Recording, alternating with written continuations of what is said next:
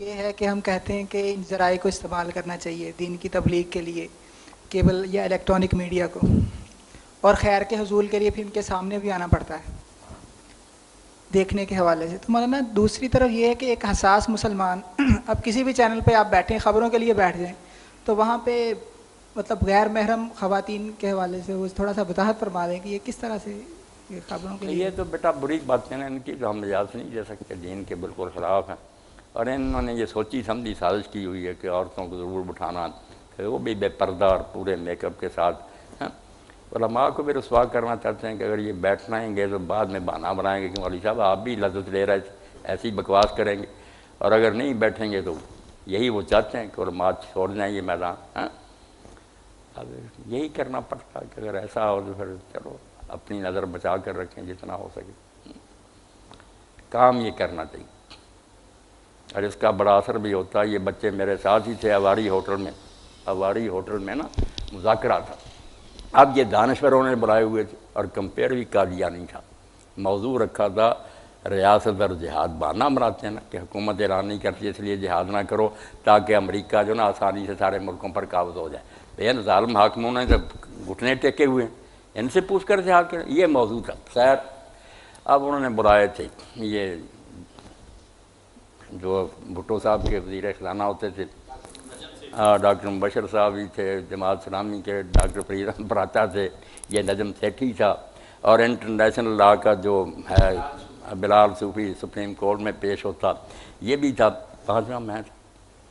یہ بیان کرتے۔ اب جو تھے نا دعویٰ والے، انہوں نے کئی علماء پہلے اپنے مختار کوئی بات نہیں بنتی، وہ دانشور ان کو بالکل بس کر دیتے تھے۔ اب بیچاروں کو میرا پتہ چلا، میں جہاد کا تو ہم نہیں تھا، انہوں نے کہا آپ بھی مولانا چلیں، میں گیا، اب بیٹھ گیا، بات شروع ہوئی،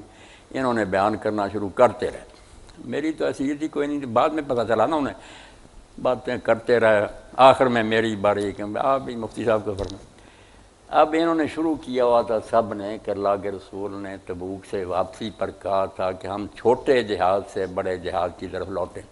یہ جب پرویز مشرف نے بھی یو ٹرن لیا نا، یہ حدیث بہت پھر پھیلائی گئی تھی کہ جہاد اصغر سے جہاد اکبر کی طرف لوٹیں، اس لیے لڑنا مرنا چھوٹا جہاد ہے، نفس کو مارنا بڑا جہاد، اس پر کرتے رہے باتیں۔ جب میری باری ہے میں نے کہا آپ سب لوگ اصحاب دانش ہیں، یہ ریکارڈ ہو رہا پروگرام ساری دنیا سنے گی، یہاں جو بات ہونی چاہیے ویلڈ ہونی چاہیے، مستند۔ یہ حدیث جو آپ لوگ بیان کر رہے ہیں آپ کو علم ہونا چاہیے کہ جب سے یہ لکھی ہے اسی وقت سے علماء نے کہا کہ یہ بالکل جعلی بات، حضور نے کوئی نہیں فرمائی کہ رجانا من الجہاد الاصغر، پانی پڑ گیا پھر شرمندہ۔ میں نے کہا پہلے اس کو ویلڈ کرو، ثابت کرو۔ حضور نے فرمایا بعد میں قلعہ تعمیر کریں گے کہ جہاد کون سا آ رہا، یہ فرمایا ہی نہیں آپ نے، بالکل اللہ کے رسول کی کوئی حدیث نہیں۔ پھر باتیں ہوتی رہیں، یہ صوفی جو تھا بلال صوفی، اس نے ایک بارے میں کہا کہ مولوی کیا کرتے رہے، انہوں نے کوئی کام نہیں کیا۔ شعبانی نے ایک کتاب انٹرنیشنل لا پر لکھی ہے، اس کے بعد کسی نے کوئی نہیں لکھا۔ میں نے کہا صوفی صاحب آپ نے پڑھا ہوتا تو پتہ چلتا، پہلے آپ نے شعبانی کیوں کہا؟ شعبانی اسلام میں کوئی آدمی نہیں ہوا، آپ کو پتہ ہونا چاہیے شعبانی ہے، یا کے ساتھ ہے عین نہیں، شعبانی نہیں شیبانی ہے، محمد بن حسن شیبانی۔ اور انہوں نے جو سیر لکھی ہے اس کی شرح المبسوط سرخسی نے 30 جلدیں لکھی، اور بعد میں امام اوزاعی اور دوسرے، آج تک آپ آ جانا دکھا دوں، دفتروں کے دفتر لکھ رہے ہیں، تازہ مسائل بھی جو ہیں کہ حکومتوں کے آپس میں معاملے اور مزائل، ہر چیز پر بحث، پڑھتے آپ نہیں اور بیٹھ جاتے ہیں دانشور بن کر تانے دیتے ہیں علماء کو، شرمندہ ہو۔ پھر جو ڈاکٹر مبشر حسن کہ نہیں اسلام کی تشریح کا کسی کا ٹھیکہ نہیں، یہ ملاؤں کا ٹھیکہ نہیں، جو کوئی آدمی سمجھتا اپنے اللہ کو جا کر جواب دے گا، جو وہ اسلام سمجھے بیٹھا ٹھیک ہے، مولویوں کو کیا حق۔ میں نے کہا ڈاکٹر صاحب آپ جیسا پڑھا لکھا آدمی ایسی بات کہ کتنی گئی گزری بات، ملا کوئی خاندان نہیں کہ دوسرا اس میں داخل نہیں ہو سکتا، جیسے آپ قانون کے ماہر ہیں، آپ نے LLB کی ہے، آپ ہی دخل دیں گے نا، میں کتنا دین کا پڑھا ہوں، اگر دخل دوں گا آپ کہیں گے مولانا پہلے لا کریں آپ، ٹھیک ہے نا بات۔ میڈیسن میں اگر کوئی دخل دے، اس نے نہ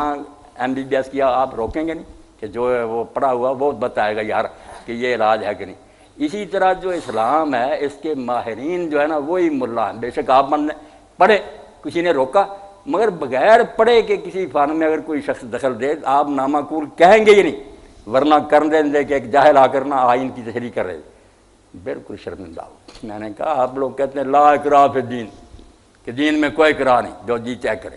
میں نے کہا مبشر صاحب اس قرآن کے بارے میں کہہ رہے ہیں جو بھرا ہوا سختیوں سے، کہ چور چوری کرے اس کا دایاں ہاتھ کاٹ دو، اگر وہ زنا کرے کوڑے مارو، اگر چور اور ڈاکو ایک طرف کا پاؤں اور ایک طرف کا ہاتھ کاٹ کر درختوں پر اٹکا دو، قرآن اس کے بارے میں کہتے ہیں کہ قرآن کہنے لگے پھر مولانا آپ سمجھائیں کہ عہد کا کیا مطلب؟ میں نے کہا آج سمجھاؤں گا ہی تاکہ یہ یادگار رہ جائے، لا اکراہ فی الدین کا یہ کوئی مطلب نہیں کہ مسلمان بننے کے بعد جو جی چاہے کرتے پھرو، یہ کسی کو حق نہیں ملے گا، یہ تماشا گاہ نہیں، یہ صرف ہے کہ اسلام میں داخل کرنے کے لیے ہم اکراہ سے کام نہیں لیں گے، کسی کو مسلمان بنانے کے لیے کہ تلوار رکھیں پڑھ کلمہ، یہ نہیں کریں گے۔ اور یہ بھی میں نے کہا مبشر صاحب اس لیے نہیں کہ یہ برا کام ہے، اگر ہو سکتا نا تو یہ نیکی تھی، جیسے منشیات آپ چھڑاتے ہیں، برا نہیں کرتے، اس کو بچاتے ہیں، دوزخ سے بچا لینا کوئی بری بات نہیں، مگر چونکہ ایمان جبر سے پیدا نہیں ہوتا، وہ دل کی بات ہم تلوار رکھیں گے، وہ منہ سے کہہ دے گا، اندر سے منافق رہے گا، اس لیے اللہ نے کہا دخول اسلام کے لیے جبر نہ کرو، باقی جب ہو جائے گا نا داخل، فوج میں بھرتی لازمی نہیں، مگر جب کو ہو گیا پھر اگر وہ ضابط کی پابندی نہ کرے کورٹ مارشل تو ہوگا، پھر وہ کہے گا نہیں مجھے کیوں سزا دیتے، یعنی سبحان اللہ سبحان اللہ، یہ سارے بچے ساتھ ہیں، انہوں نے کہا ماشاء اللہ یا رکتے حال ہوئے۔ میں نے کہا کرتے یہ ایسے ہیں، عامر لیاقت بھی کرتا تھا، ایک شیعہ آرم بلا رہی ہے، ایک سنی، شیعہ زبردست بلا رہنا، سنی کمزور سا، تاثر پیدا ہو جانا کہ جواب ہی کوئی نہیں ہے، جواب کیا آنا، جب آدمی نہیں برایا جواب کیا، کوئی برابر کا براؤ پتہ چلے کہ علماء جو ہے یہ خالی یہ سب کچھ آپ کی یونیورسٹیاں وغیرہ پڑھے ہوئے ہیں، جانتے ہم کہ آپ کے پاس کیا ہتھیار ہے، ان کا جواب دے سکتے ہیں، مگر سیکھنے کی کوشش کرو۔